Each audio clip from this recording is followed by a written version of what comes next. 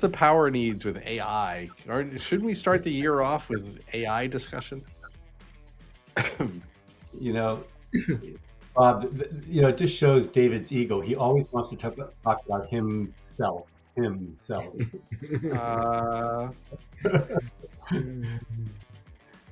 I have the smallest ego of anyone. I can prove it. Oh wait, hold on. I'm only kidding, Dave. I'm only kidding. You've had some great calls. So Bob. Everybody has. This has been a great year for us. We should, it would be surprising for people to know that we do this for a living. So, I have to be careful, but I had a phenomenal career that was my career. You kind of got muffled for a second. I don't know what happened there. I was trying not to talk about it. Oh, okay. Here I'll jinx myself. Well, yeah, let's retweet this, but let's get in here.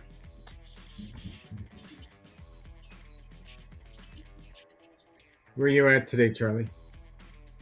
What state? Yes. Connecticut. For the Oh, moment. you're back in Connecticut. Yeah. I try one step ahead of the law, Bob.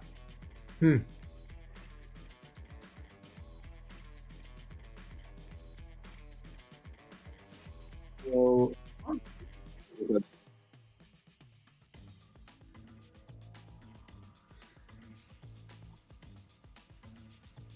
David, I think we're ready to go. What do you think? Yeah. Oh. Let's see. 1 second. So, Bob, I'm going to say some things today. I want you to keep me in line because I'm just, I'm going to be guessing some stuff. So, if you disagree, please feel free to say. Okay. All right, there we go. I think now we're ready to go. And action. Hey, it's January 5th, 2026. It's kind of weird to say. I haven't I'm not fully comfortable yet in the new year, in the 2026 thing. I've written a couple checks, which for the younger people out there are pieces of paper that you give to other people. They're kind of like money. You send me one, David? I'll send you. I'll take one too, David. I will. It'll be. I'll sign it to Void, which is really special for you. No, it's always great when the first full, real trading day of the year, which I would call today, is when it's up, because you're like, okay, now this is going to be the trend. It's absolutely the trend for the year. And I saw one of our someone that we all know posted a long Substack thing about, it's not surprising that some of the AI infrastructure names were up this, and he was very sour about the just turning the calendar didn't change anyone's ideas. It's like, well, of course they don't. There's this change of a year doesn't change. There's some technical things that go on, right? People selling losses for tax reasons and quirky things like that. But themes don't change just because the calendar changes. So you have to be watching those themes all the time. One theme that popped up that was not on anyone's bingo card was the market for helicopter detection equipment in the in the southern hemisphere, because if you run a country in the southern hemisphere right about now, you're looking into helicopter detection equipment. And you're spending a lot of your time looking up and bolting your feet to the floor. David, that helicopter detection theme played out when they captured Osama bin Laden. Because I don't know if you remember, but SEAL Team 6 had to fly through Pakistani airspace at low levels. So violation. So it's a repeat theme. Yeah, I mean, it's they say history rhymes, so maybe that's what it is. It's but oil and gas certainly has had a move here. One of our favorites, CNQ, is down a little bit, and so I want to talk to Bob, and I want to hear from Bob. I'm sure everyone wants to hear from Bob of what does this actually mean for oil and gas prices? What does it mean for the stocks? you like a number of these stocks. Is this something where it's like, oh, it's a great, if you didn't own them, you would think it's a great buying opportunity? Or do you kind of view it as, no, things have changed here. We have a lot more supply that's coming on. But Bob, tell us the last 48 hours, like what do you make of all of it? Sure. So, it's a little bit surprising. We had talked a couple of weeks ago about what could happen if there was a regime change in Venezuela and who some of the beneficiaries would be and so forth and so on. So, not a complete surprise, but certainly I think a shock to a lot of people that this occurred over the weekend, and a lot of uncertainty about what this means for oil prices. And if you look this morning, oil's actually up. Not huge, but it's up now about 70 cents, which, last night some of the pundits thought it was going to gap open big. Some thought it was going to be down. The fact is that near term, nothing really changes as far as oil supply.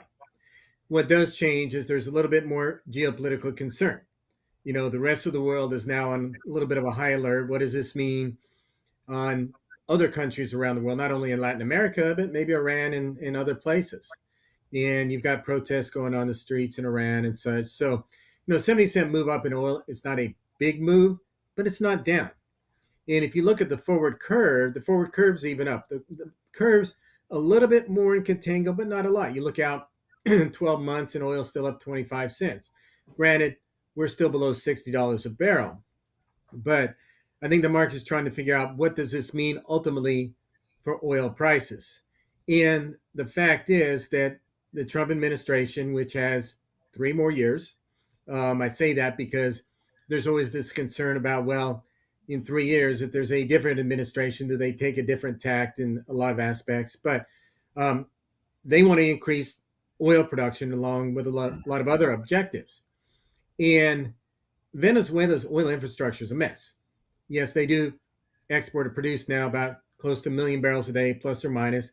But in 1999, they produced 3.5 million barrels. They have the largest oil reserves in the world, more than Saudi Arabia, Iran, Iraq, everybody else. And so there's huge potential there, but it's been mismanaged for over 20 years.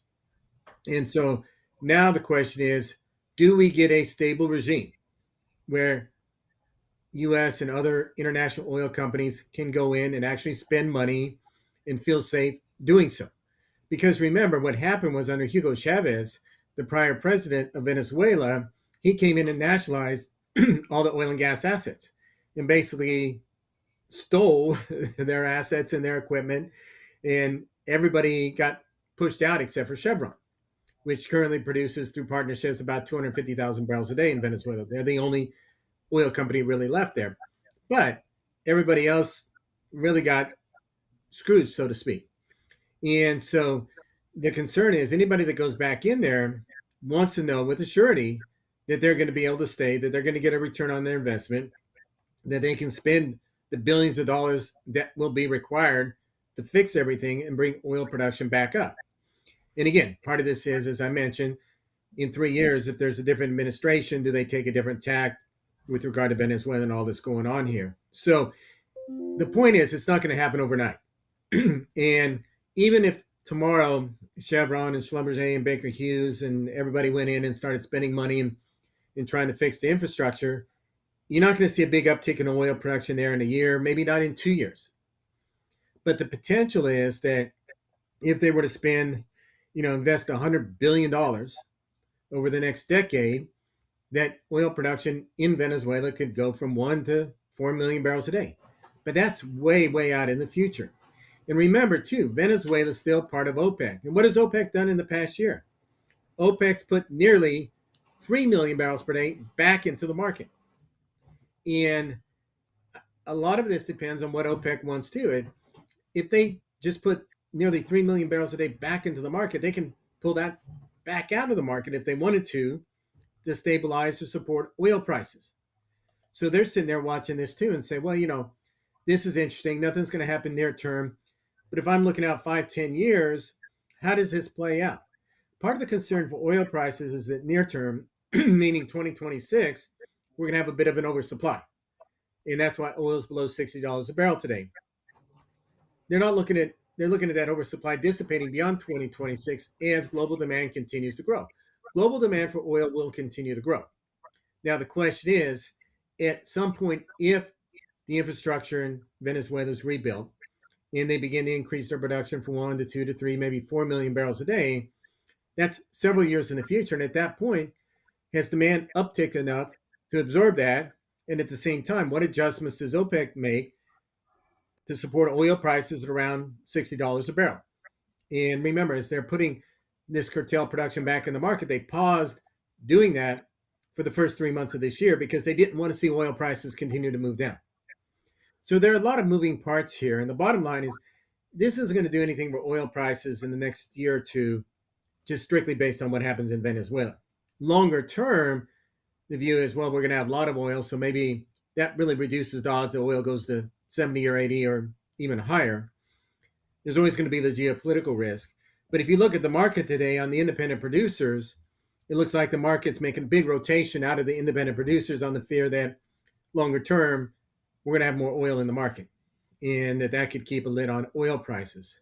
And remember, these stocks tend to be valued on the oil price out 12 to 24 months. In other words, the market tends to value them off the 12 or 24-month strip rather than what the price is today. But again, the 12 and 24-month strip is not down today. It's sort of flattish as the market's trying to determine ultimately what does all this mean. And so if you look at the stocks here, and remember, there's still a quarantine in place for Venezuelan oil. We're waiting to see who's going to run the country, how this all plays out. That's what I was going to ask you, Bob, is any part of this reaction also like, hey, look, we took resolve, there was definitely resolve in doing this. This was pretty audacious.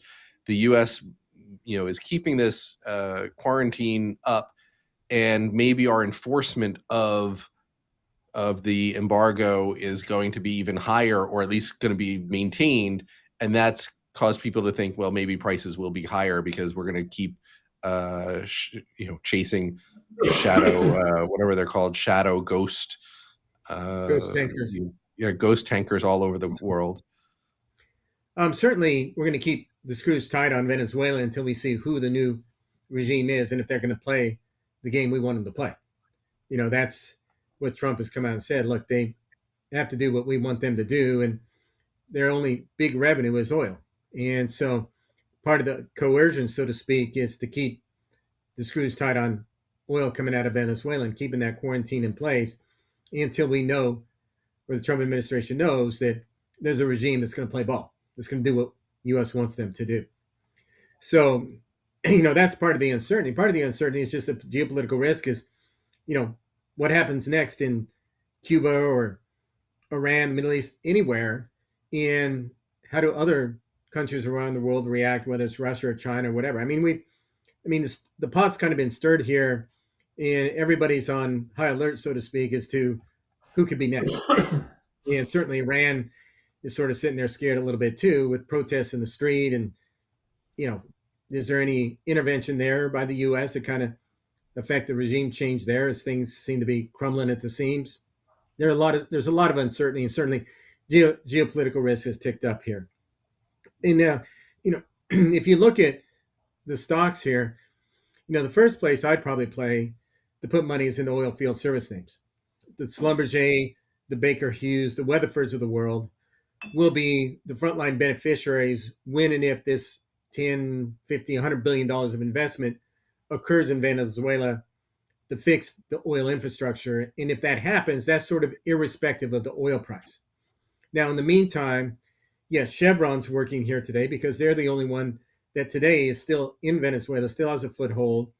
And as far as being one of the companies to be there to be part of that production increase and benefit from any production increase, Chevron's sort of at the front of the line. And the reason that stock's up today, the others like Exxon and ConocoPhillips, they're not there, they're watching, but they're up a little bit too on the belief that maybe they'll benefit at some point also. But again, Chevron's not going to go in there and spend billions of dollars until they know they've got a secure, safe regime, contracts, and path to know that investment's going to get a return that's going to be safe, that that's the rug's not going to be pulled out from under them again. So I'd probably look, if I'm putting new money to work, I'd probably first go into Schlumberger and Baker Hughes. Next, Valero. We mentioned over the last few weeks that we've been slowly building a position in Valero, which is a refinery. kicking myself a little bit here because I never got to my full position. So now I'm like, okay, do I fill up the full position here? Do I wait for sort of a pullback? The reason Valero's up is that Venezuelan crude oil is heavy crude oil, and refiners are always built for a specific grade of oil. And Valero's refineries are built for heavy crude oil. So if there's more heavy crude that go into their refineries, they're more efficient on what they were designed for, which is the heavier crude oil, and they'll benefit from that in their margins and what they're able to throughput to their refineries. So that stock's up big here today too. Then I'm looking at Chevron, and I'd mentioned Monday last week we're sort of batting 300 right now because I said our top three picks for this year were Chevron, C&Q, and Expand Energy. So Chevron's up here, I think purely on the view that they'll benefit ultimately if there's reinvestment in Venezuela under a stable regime. And otherwise, it looks like, again, there's sort of this rotation out of energy today, just the fear that, again, long term, this puts a lid or puts maybe a little bit more weight on oil prices and sort of what is that concerning. So you see all the independent producers, even though oil's up today, down pretty sharply. As you mentioned, C&Q, what is C&Q's down a few percent? Down 9%. Yeah, they're getting, all the independent oil producers are hit 5, 6, 7% this morning. I think just purely on the fear that longer term this is negative for oil prices, which we'll see how that plays out. I think in the next year or two, it's not going to make a big impact in and of itself. Also, the natural gas names are down today. Expand Energy, EQT. I think somewhat in connection with just this sort of rotation purely out of energy. Also, natural gas is off a little bit just on weather forecast, but I think the natural gas names are probably a little bit overdone just because they're getting caught up in this whole downturn in the U.S. producer index that's occurring today on this fear. What would I do? Right. I know you're going to ask me, David. You say you own C&Q. What do I do here? No. Because it sounds yeah, absolutely. No, but C&Q's down $3. I wouldn't sell it here. I would not sell C&Q here. I would not be selling any of these names down 5, 6, 7%. At some point, if you don't own them, would I step up to buy them? Yeah, I'm sort of watching here how this plays out. This is more of a rotation than anything fundamental right now, which you're looking at on the screen. All right.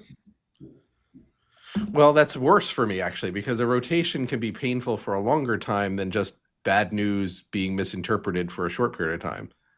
Right. And at some point, it presents opportunity, though.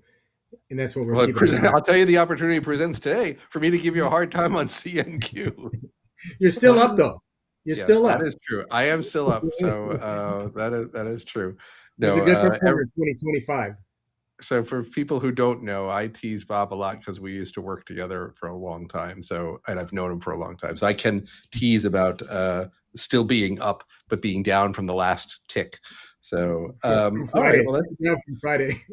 Yeah, from Friday. So, all right. So, okay. I think we have our marching orders, and Schlumberger, Baker Hughes, maybe Chevron, some Valero, some C&Q, EXE are down, but those are those are probably at some sort of, if you don't own them, if I didn't own them, maybe I should take a look at them. I don't want to tell other people what to do, but all right. So Charlie, when you see all this going on with Venezuela, where are all your banks going to hide money? I mean, I'm sorry. What are the banks? What are the financial? It's weird. We see some news on Venezuela, but we also see that, is it Jamie Dimon made $700 million last year or something like that? Is that in the bucket? Yeah. Is that what I see? So tell us what are financials? What does someone looking at financials make of all of this? Yeah. Listen, it fits with Trump's desire to run the economy hot. If he can, bring rates down, it's going to improve the prospects for next year. And the idea that we control 50% of reserves around the world now with Guyana, Venezuela, and the U.S. He's going to have some significant impact on, what happens to gasoline prices. And there is a very strong correlation between gasoline prices and the CPI. So I think what you're going to see, in the FOMC meetings in January and March is a shift away from labor as a concern to a more neutral stance where, inflation and labor are equal. Anyway, you know what? I got off topic. David, I actually, what I wanted to do today, sorry, I wanted to talk about the second derivative play on Venezuela. Bob had us positioned really well with, I owned Schlumberger, I owned Halliburton, Chevron, et cetera. But it's hard to buy those things up 6 or 8 or 9% today. So I'm going to buy the things that haven't moved yet and that I think are a play on Venezuela. So that's what I'm going to focus on. So let me talk first, and this one may, this first situation may be, a little bit far out for people, but I'm buying Shell today. I've owned it before, but I'm also buying it today. I think that the Venezuelan situation actually advances or even accelerates the peace talks between Russia and Ukraine. And let me explain that because that may be a little far-fetched for some people to understand the connection. But Europe has been somewhat hesitant to back a peace plan between Russia and Ukraine because they really honestly didn't want to become dependent upon Russian oil. And if any historians out there remember, Europe used to be a major buyer of Venezuelan oil. Back in the 50s and 60s, they bought as much as 30% of the exports of Venezuela. So I think there's a chance that Trump could offer Venezuelan oil, a couple years out, as Bob said, as part of getting Europe on board with the peace plan. So I think that also leads the prospects, that oil can be, oil prices can be, stabilized or contained, and leads to lower inflation if we get peace. And Europe is not dependent upon Russian oil, but can gain oil from Venezuela. As part of that, the reason I've been buying Shell is, as Bob knows, they were actually the first in Venezuela back in 1912 to develop oil fields in Venezuela. And like everybody else, their assets were confiscated in 1975-76 when foreign oil properties were nationalized. So if Trump is serious about restoring original rights, to the Chevrons of the world, I think Shell lines up well in that, lineup. And maybe that's, a quid pro quo that Trump could offer, Europe if they come to support the peace plan between Russia and Ukraine. So anyway, and Shell's down today. So, I'd rather buy something that's down than something that's up 6 or 9%. So that's one sort of second derivative play that I've been thinking about. The second is, again, going back to this idea that there is a correlation between gasoline prices and CPI and inflation. If you think about Trump's number one priority in 2026, it is housing. And he's got to get rates down. And controlling oil prices and gasoline prices is one way to remove inflationary fears and bring long-term rates down. So Rocket Mortgage is my play today, RKT. I've also talked in the past about Annaly Mortgage NLY, an agency, because I think mortgage spreads are going to continue to come in and tighten. So the whole idea that if he'd be successful, and we can get rates back down below 4% on the 10-year, that would help the housing market, which is his number one priority. The third is Barrick Mining. They had bought Placer Dome. That's a company that had rights in Venezuela for gold. There are major gold fields in the Guyana Shield region in Venezuela, as well as the Orinco mining arc. And the two, gold deposits that are talked about is Las Cristanas and Las Brisas. I don't know how to say that, Brisas, but they're both in the Bolivar state. Barrick has rights to some of those minerals. They have not mined it because of the red tape and corruption and regulation. But Barrick Mining is a potential beneficiary if they can start mining some of those gold deposits in the Bolivar state of Venezuela. And then the next two ideas, sort of run on the theme that we could have a run hot economy next year.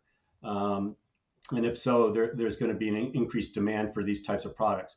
So the first one is a play off of more of a hedge, if you will, that I've had on already um, to Bob's natural gas bull call.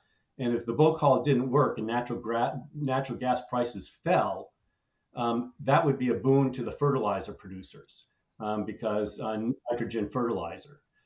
So I'm long Mosaic MOS and Nutrient NTR because they are big nitrogen fertilizer producers and What lower was natural Mosaic's symbol? N as in Nancy, T as in Tom, R as in Ralph for Nutrient, and M as in Mary, O as in Oscar, and S as in Sam for Mosaic. And I've been long those two as more of his hedges to my natural gas longs because I own EQT and Expand Energy, and I agree with Bob. I think they're excellent companies. But if natural gas continues to weaken here and there's a lengthy rotation process, that could help the nitrogen fertilizer producers. And then the final, and here I'm going to, on all of these things, I'm going to defer to Bob because he knows much better than I do. But, you know, energy is a big input into plastics and feedstocks and PVC and polystyrene and synthetic resins, et cetera. So I like the chemical companies here. Again, I've been looking at deep cyclicals because I think there's going to be a run hot economy. I'm hearing from my banks that loan demand is picking up, that issues around trade, tariffs, taxes are becoming less concerning. CEOs of corporations are becoming more confident, starting to make decisions. Loan utilization lines are being drawn down. So deep cyclicals make sense to me. And if energy prices are controlled, chemicals, I think it's a major input to chemicals. Bob, please correct me if I'm wrong. So I like Lion Basil, LYB, and Dow, DOW. So I'm looking at the second derivatives, which maybe have a less immediate play, but I don't like chasing things up 9%. So I'm No, looking I at those. agree, Charlie. And, Dow and Lyondale, I own both of those. They were huge underperformers last year, but they're popping nicely this morning, I think, purely on what you just described. What's Lydell? What's the LY. wasn't that one of the competing things in the movie Grease? No, Lyondale Basel. What's LYB. this? LYB. LYB. Yeah, and Dow, Okay. DOW. Larry Yellow Boy. Okay. Well, I have a question though. Going back on the Rocket Mortgage, I mean, isn't it an easier way to play that just to buy some of the home builders, like buy Toll Brothers, buy Lennar, buy Pulte? I mean, they're all Well, up today. Everything's up yeah, today, but it's a good day. It's a I'm good day. So the I'm kind of utilities. neutral on the home builders here. I mean, they may work, um, but what you need is movement at the local level on regulations to improve situations for new home building. But at the moment, I think 50% of all mortgages are below 4%. And so you need a really significant move in the 10-year to free up, those people that have got low rate mortgages. And I'm not sure you're going to get that low, which means that the home builders still have to do significant mortgage rate buy downs, which means add incentives to sell their product. You don't think it's as simple as Trump's putting in a new person. That person is de facto coming in with the idea at the Fed of free money is good money, and we're going to get a whole bunch of new buyers. We're going to be back to another housing bubble, but a mini bubble. That it won't be people flipping 3 houses a week. They'll only do one. Put it this way, I was very bearish. As you know, one of my major themes a year and a half ago was things that need to be financed would disappoint, and they certainly did. RVs, boats, housing, etc. I guess I'm less negative today until I see what Trump is going to do to promote housing affordability. But it's still a tough environment for the new home builders. Margins are still being pressured. Orders are still falling. So I'm going to reserve judgment. I wouldn't short them here, that's for sure. But I'm not sure I want to be long them. I'd rather play the pure rocket mortgage maybe UWMC, UWM Holdings is another, mortgage related company. If you think that portable mortgages or assumable mortgages are going to be part of the Trump plan, then I would play some of the realtors like House, HOUS, Anywhere Real Estate, or Compass, COMP. Those are plays on turnover of activity.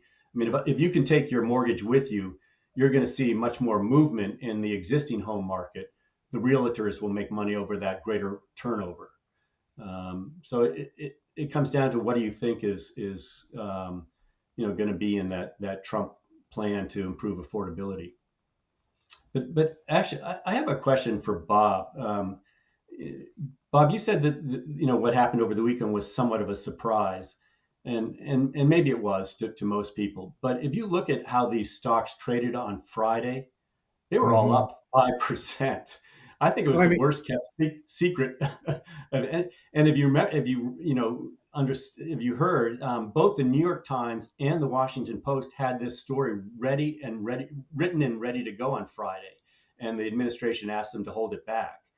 No, you're right. I was sitting here and I was telling my wife, I said, Chevron's up a lot today with oil down. Something odd's going on here.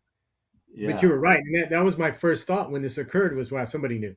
That's why Chevron was up with oil down on Friday. I mean, somebody knew. And I will say that that's kind of the modus operandi we've seen throughout the Trump administration. He has done what he said he's going to do. And I've played that a lot. But the leaks, going up to the announcement have been significant. And so those that are insiders have always had an advantage. Yeah. And something I want to mention too, Charlie, sort of on your theme with Russia, Ukraine, is not only does Venezuela produce or have the potential for huge oil production, they have potential for huge natural gas production too. They also have natural gas. And if ultimately that natural gas is fed into new LNG facilities, that's something of a bargaining chip to Europe too. If the U.S. can facilitate the sale of natural gas via LNG to Europe to make them less dependent on Russian natural gas. The problem is we've got a lot of natural gas too. Yeah. And that's sort of the damper long term. When you say, well, gee, this sort of puts a lid on oil long term. Well, if you argue that Venezuela, they're going to develop the natural gas into LNG exports, which is even longer term than putting the oil infrastructure back in place, that could weigh on natural gas prices longer term. And then we're talking, beyond 5 years. You're not going to go in there and invest and put in LNG facilities to export natural gas out of Venezuela in the next 5 years. It's going to be beyond 5 years. But again, if you want to, to your comment earlier, is there a bargaining chip here on Russia, Ukraine? That could arguably be a bargaining chip, although, again, part of that chip is already being used in the fact that the U.S. has LNG to supply to Europe. And that was one of the reasons I also played Shell, because they are operating one of the largest, I think, offshore gas fields offshore of Venezuela. Mm-hmm. So, yes, I'm with you on that. Well, there you go. So that's an expert class on what to do for what happens when a third world dictator gets captured and what to do with the Venezuela news. So we did it all in a half hour, which is very efficient, guys. I appreciate that. So this is Wall Street Beats. You can go to wallstreetbeats.com, subscribe, get kind of all our inside, football of what we're doing. And when I say inside football, I don't mean like the Ravens. Let's call it a day on January 5th, 2026, start of the new year. Have a great one. Subscribe if you want, and we'll see you the next time. Thanks, David. Thanks, David. Thanks, everyone. That was a great show, guys.